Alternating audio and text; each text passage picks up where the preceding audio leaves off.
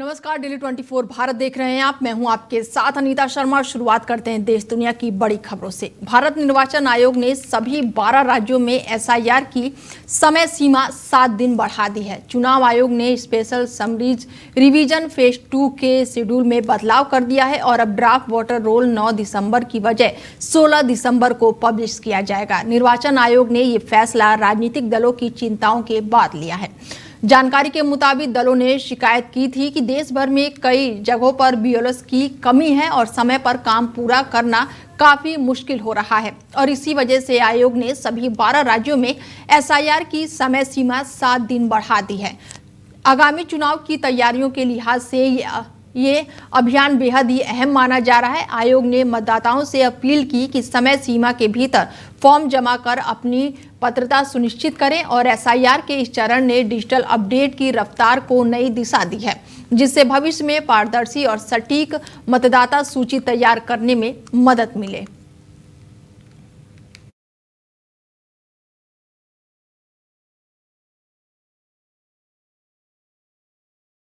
प्रधानमंत्री नरेंद्र मोदी ने आज मन की बात में देश को संबोधित किया। पीएम मोदी ने मन की बात कार्यक्रम में कहा कि खेलों की दुनिया में भी भारत का परचम लहराया है।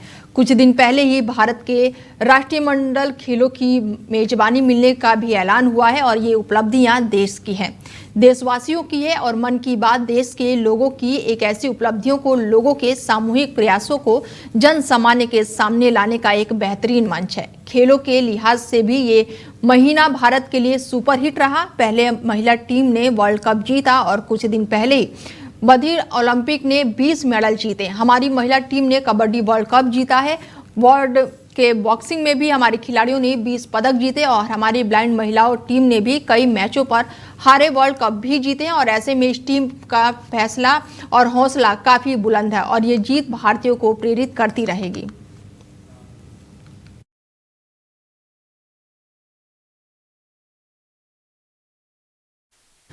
संसद का शीतकालीन सत्र सोमवार से शुरू हो रहा है। केंद्र और विपक्ष के बीच इस शीतकालीन सत्र में कई मुद्दों को लेकर हंगामा छिड़ने के आसार अभी से नजर आ रहे हैं। शीतकालीन सत्र से पहले रविवार को हुई केंद्रीय रक्षा मंत्री राजनाथ सिंह की अध्यक्षता में सर्वदलीय बैठक में जेपी नड्डा, किरण रिजिजू समेत कांग्रेस अध्यक्ष मल्लिकार्जुन खड़गे, गौरव गोगोई और अन्य नेता शामिल हुए। सर्वदलीय बैठक के बाद कांग्रेस के लोकसभा सांसद गौरव गोगोई ने कहा कि ऐसा लगता है कि सरकार बीजेपी प्रधानमंत्री भारत के लोकतंत्र और सांसदीय परंपराओं को खत्म करना चाहते हैं।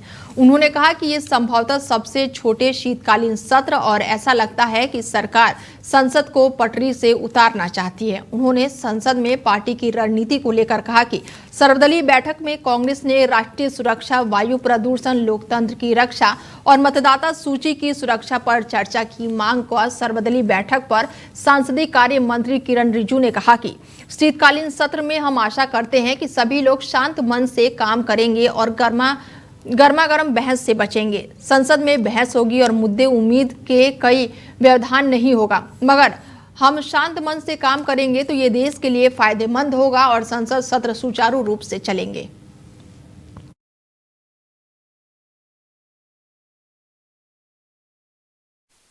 दिल्ली नगर निगम के 12 वार्ड में नए पार्षद चुनने के लिए आज मतदान हो रहा है। त्रिकोणीय मुकाबले को राजधानी में बीजेपी के नेतृत्व वाली रेखा गुप्ता सरकार के कामकाज पर एक तरह से जनमत संग्रह के रूप में देखा जा रहा है। उपचुनाव के नतीजे 3 दिसंबर को घोषित किए जाएंगे और इससे पहले बीजेपी और आम आदमी पार्टी आप दोनों ने उपचुनाव के प्रचार भी किए थे और मुख्यमंत्री रेखा गुप्ता ने बीजेपी की कमान संभाली, जबकि पूर्व सीएम और आप नेता आतिशी ने अपनी पार्टी के प्रचार अभियान का नेतृत्व किया। दोनों पार्टियों के वरिष्ठ नेता शहर भर में घूमे और करीब मुकाबले में समर्थन हासिल करने के लिए अपील भी की। पिछले नगर निगम चुनाव दिसंबर 2022 में 250 सीटों पर हुए थे और पार्टी की स्थिति में कई बदलावों के बाद से वर्तमान एसटीएम सदर में बीजेपी के 115 पार्षद हैं।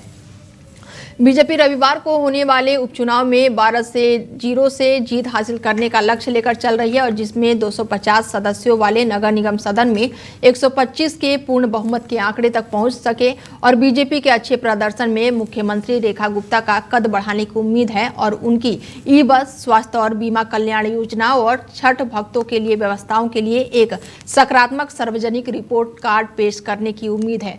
मुख्यमंत्री रेखा गुप्ता ने कहा कि चुनाव लोकतंत्र का उत्सव है। दिल्ली में 12 सीटों पर उपचुनाव हो रहा है।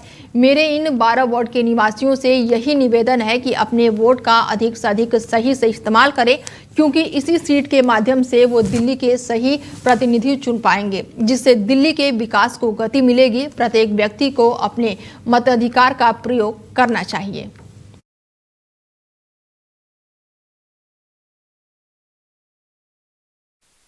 उन्नाव में लगातार दूसरे दिन यूपी पुलिस के लिए बुरा दिन रहा, जब महिला दरोगा के खिलाफ पुलिस अधीक्षक ने कार्रवाई की। ये दोनों ही कार्रवाई वायरल वीडियो के आधार पर की गई। बीते 28 नवंबर को यातायात विभाग के उप निरीक्षण का एक वीडियो सामने आया और इसके बाद से एसपी ने उन्हें निलंबित कर दिया। बीते दिनों एक महिला दरोगा का वीडियो भी सामने आया, लेकिन वायरल वीडियो को संज्ञान में लेते हुए एसपी ने लाइन हाजिर किया और जांच क्षेत्रीय अधिकारी को दे दी। मामला सदर कोतवाली क्षेत्र से जुड़ा हुआ है। उत्तर प्रदेश के उन्नाव के सदर कोतवाली क्षेत्र के अंतर्गत एक वीडियो तेजी से वायरल हो रहा है, जिसमें महिला दरोगा उमा अग्रवाल एक वृद्ध महिला को जूता मारने की बात कह रही है।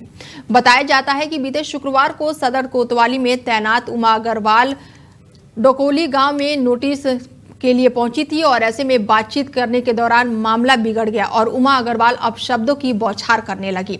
उन्होंने कहा कि सुनो ए बूढ़ा, इतने जूते लगाएंगे कि तुम अपने शक्ल भूल जाओगी और हम तुम्हारे बाप के नौकर नहीं हैं। और इस दौरान उन्होंने अभद्र भाषा का व्यवहार किया, जिसका वीडियो अब सोशल मीडिया पर तेजी से वायरल हो रहा है। तो वहीं वायरल वीडियो पर अब कार्रवाई की भी मांग उठ रही है।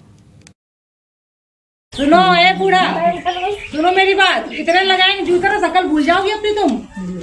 हम तुम्हारे बाप के नौकर नहीं है, समझ गई तुम? नहीं तो हम काहे क्या लगाएंगे? मुकदमा लिखा है, मुकदमा लिखा है।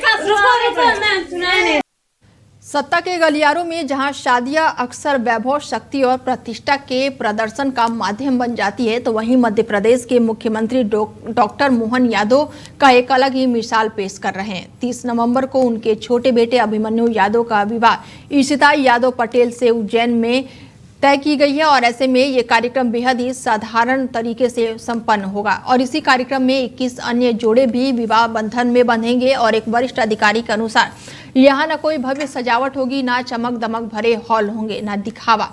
ये समारोह केवल उन मूल्यों पर केंद्रित है जो वास्तव में मायने रखता है। उन्होंने कहा कि सभी मेहमानों से उपहार नहीं लेने का अनुरोध भी किया गया है और वैसा ऐसा पहली बार नहीं है। मुख्यमंत्री के बड़े बेटे वैभव यादव की भी शादी पिछले साल राजस्थान में अत्यंत ही सरल तरीके से संपन्न की गई थी। अधिकारियों का कहना है कि इस निर्णय के पीछे सीएम यादव का स्पष्ट संदेश है। प्यार, सम्मान और सामाजिक सद्भावना किसी भी दिखावटी ऐश्वर्य से कहीं बड़े मूल्य हैं। 30 नवंबर 2025 यानी कि आज अपने छोटे बेटे डॉक्टर अभिमन्यु यादव की शादी में उन्होंने किसी भी भव्य महल या फिर शाही आयोजन की बजाय उज्जैन में सामूहिक विवाह सम्मेलन का चयन किया है। सीएम मोहन यादव के बेटे के साथ इस समारोह में कुल 21 नवयुग साथ में गृहस्थी जीवन की शुरुआत करेंगे।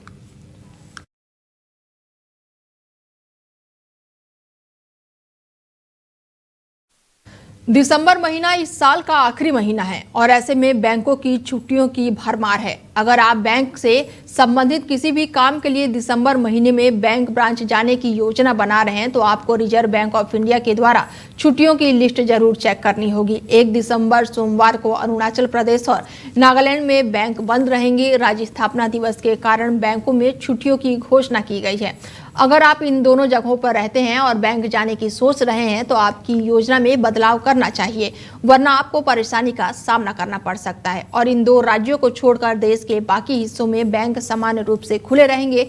आरबीआई के द्वारा जारी किए गए कैलेंडर के अनुसार दिसंबर महीने में अलग अलग कारणों से करीब 18 दिन बैंक बंद रहने वाले हैं, यानी कि ग्राहकों को परेशानी का सामना करना पड़ सकता है। इसलिए अपने बैंक से संबंधित जरूरी कामों को समय रहते निपटा लेना चाहिए। साथ ही छुट्टियों के अनुसार ही बैंक जाने का प्लान करना चाहिए। बैंक में हॉलिडे होने की वजह से बैंकों की ऑनलाइन सेवाएं चालू रहेगी और आप ऑनलाइन पेमेंट, इंटरनेट बैंकिंग और अन्य ऑनलाइन बैंकिंग सुविधाएं पहले की तरह ही इस्तेमाल कर सकेंगे। ऑनलाइन बैंकिंग के लाभ लेकर आप अपने काम कर सकेंगे और इसमें आपको बैंक शाखा जाने की जरूरत नहीं होती है।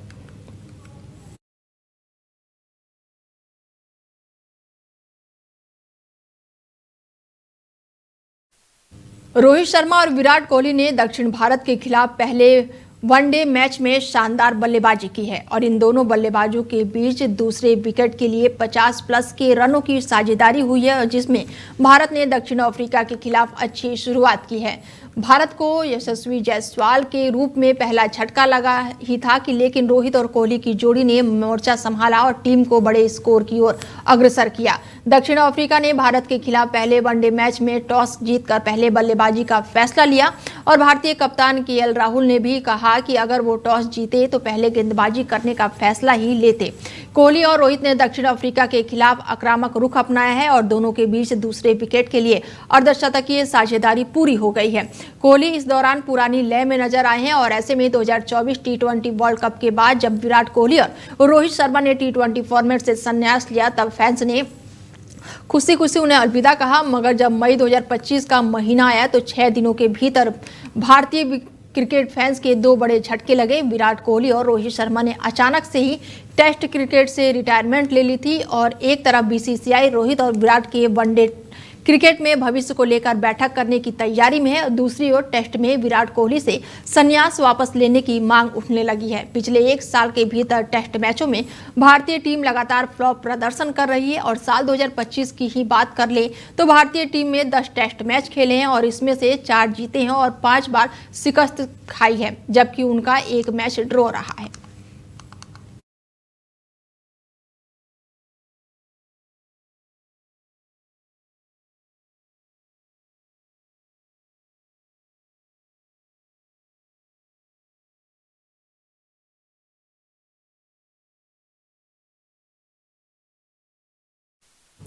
और ऐसे में बड़ी जानकारी निकलकर सामने आ रही है। कफ सिरप से जुड़ी हुई बड़ी जानकारी आपको दे दें कि कफ सिरप मामले में एक और गिरफ्तारी हुई है। कफ सिरप मामले से जुड़ी ये अहम जानकारी है। सरगना शुभम जायसवाल के पिता गिरफ्तार। बड़ी जानकारी इस समय की आ रही है। पुलिस ने पिता भोला प्रसाद को गिरफ्तार किया है। कफ सिरप मामले में एक और गिरफ्तारी हुई है और कोलकाता एयरपोर्ट से कहीं जाने की फिराक में था भोला और ऐसे में ये बड़ी कार्रवाई, भोले को अपने साथ सोनभद्र लाएगी पुलिस। बड़ी जानकारी आपको दे दे कि कफ सिरप मामले में एक और गिरफ्तारी हुई है।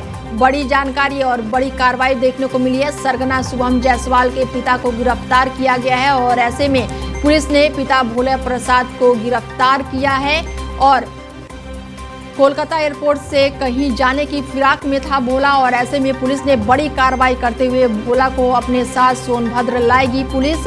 बड़ी कार्रवाई पुलिस ने की है और कफ सिरप मामले में एक और गिरफ्तारी हुई है। कफ सिरप मामले का जो सरगना था शुभम जायसवाल, उसके पिता को गिरफ्तार किया गया है और ऐसे में पुलिस जो है वो पूरी तैयारी कर रही है और ऐसे में सोनभद्र लाया जा सकता है भोला प्रसाद को। बड़ी जानकारी।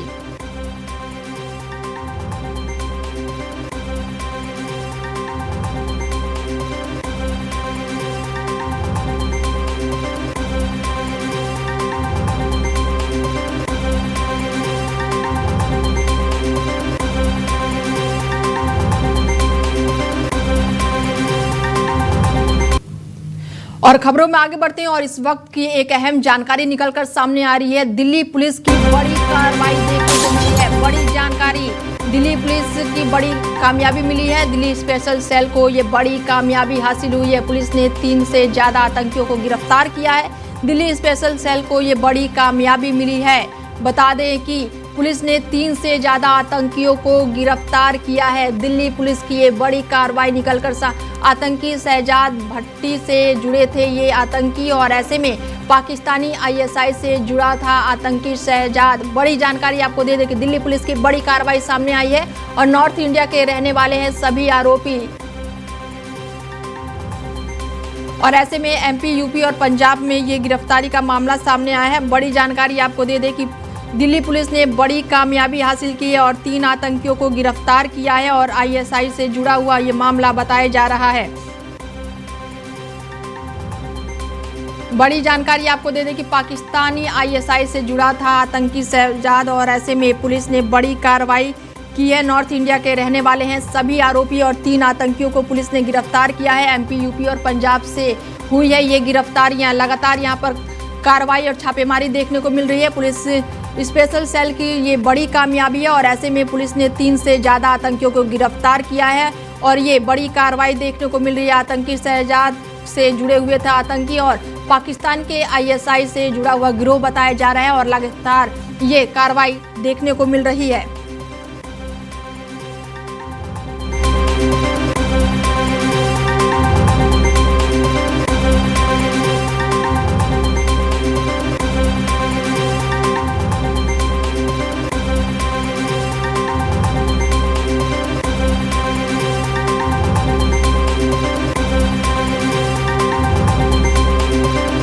बता दें कि दिल्ली पुलिस की स्पेशल सेल ने एक इंटरनेशनल और अंतर्राष्ट्रीय पाकिस्तानी समर्थन गैंग से जुड़े मिडुल का पर्दाफाश किया है और इस मिडुल का सरगना शहजाद है जो कि पाकिस्तानी खुफिया एजेंसी आईएसआई के इशारों पर काम कर रहा था। पुलिस ने यूपी, एमपी और पंजाब 3 जगहों से आतंकियों को गिरफ्तार किया है और टीवाईआर ने खुफिया इनपुट के आधार पर ये गैंग का भंडाफोड़ किया है और ऐसे में गिरफ्तार आतंकियों में पंजाब से जुड़े संदिग्ध भी प्रमुख हैं और ऐसे में गैंगस्टर नेटवर्क के जरिए हथियार और विस्फोटक तस्करी कर रहे थे। मिडुल के अन्य सदस्य यूपी के लखनऊ और मुरादाबाद से और मध्य प्रदेश के क्षेत्र से पकड़े गए हैं। पुलिस की बड़ी कार्रवाई देखने को मिल रही है और पुलिस की जांच में पता चला कि मिडुल पाकिस्तान के हैंडलर के रूप में संपर्क में थे और ऐसे में आईएसआई से भी जुड़े हुए थे।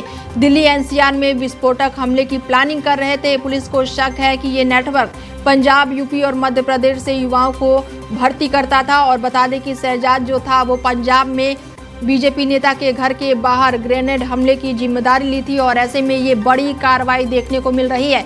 नॉर्थ इंडिया के रहने वाले हैं सभी आरोपी। पुलिस की जांच में ये भी पता चला है कि शहबाज जो था वो लॉरेंस बिश्नोई के भाई अनमोल बिश्नोई की हत्या का प्लान करता था और ऐसे में पुलिस द्वारा गिरफ्तार भी किया गया और इन तीनों लोगों में से एक वो शख्स है जो अनमोल को टारगेट के प्लान पर शामिल था। बड़ी जानकारी आपको दे दे कि आतंकी शहजाद जो है वो आतंकियों से जुड़ा हुआ था और ऐसे में पाकिस्तान आईएसआई से जुड़ा था आतंकी शहजाद। बड़ी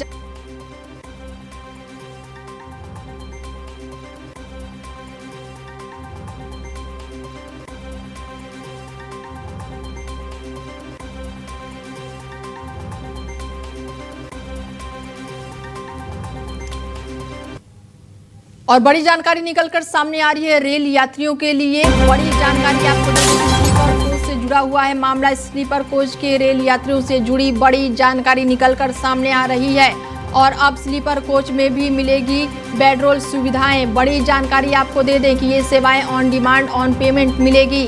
बड़ी जानकारी दे दें आपको कि चेन्नई डिवीजन की चुनिंदा ट्रेनों से होगी शुरुआत इसकी और निर्धारित भुगतान करने पर बेडरोल दिए जाएंगे। बड़ी जानकारी और 1 जनवरी 2026 से स्लीपर कोच में बेडरोल सुविधाएं उपलब्ध कराई जाएगी और अब केवल एसी कोच में ही थी अब तक बेडरोल की सुविधाएं। ऐसे में अब जो जनरल है उसमें भी मिलेंगी, बेडशीट मिलेंगे, तकिया और तकिए के कवर के लिए भी शुल्क तय किए गए हैं और स्लीपर कोच के रेल यात्रियों से जुड़ी ये बड़ी जानकारी निकलकर सामने आ रही है। अब स्लीपर कोच में भी बेडरोल सुविधाएं मिलेंगी और इसके लिए आपको पेमेंट करनी पड़ेगी और ये सेवाएं ऑन डिमांड होगी और ऑन पेमेंट मिलेगी।